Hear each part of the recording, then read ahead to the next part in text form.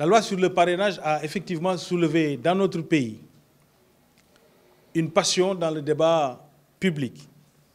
Et les tentatives de donner une connotation liberticide à celle-ci sont restées vaines, puisque le peuple sénégalais n'a pas répondu à l'appel à l'insurrection qui avait été ouvertement fait par une certaine frange de l'opposition. C'est pourquoi nous félicitons et constatons que le peuple sénégalais est un peuple d'une grande maturité, mais aussi féliciter l'Assemblée nationale et l'ensemble des députés de l'Assemblée nationale, en particulier le groupe parlementaire Benno Bokk Yakaar, mais également, et pour le citer, son président, M. Aymérou Gningue, pour la façon dont ils ont réussi, avec doigté et tact et beaucoup de courtoisie, à faire passer cette loi qui est une loi consolidante pour notre Constitution. Nous remarquons aussi et félicitons le président Moustapha Niasse qui a illuminé de sa sagesse toute la nation lors du vote de cette loi constitutionnelle, et il l'a fait avec une posture de consensus et de cohésion pour tous les députés qui composent l'Assemblée nationale.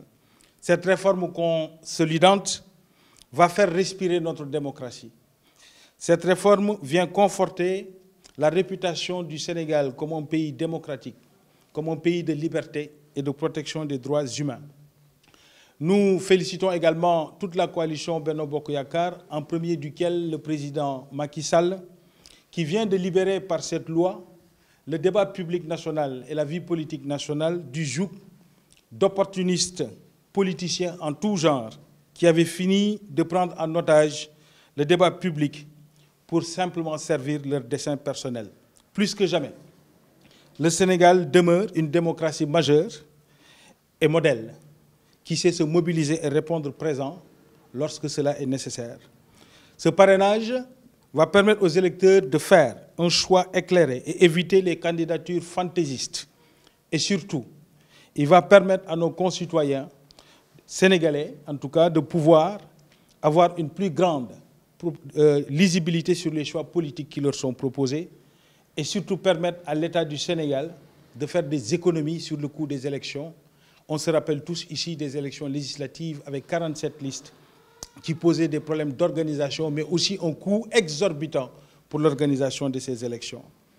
C'est le lieu aussi de dire que la coalition Benno Bokk Yakaar et le président Macky Sall, bien sûr, est déjà dans une logique, plus que jamais, dans une logique de dialogue inclusif et sincère, avec, comme il l'a déjà confirmé à la société civile, dans le cadre notamment de la définition des modalités d'application de la loi qui doit intégrer le code électoral.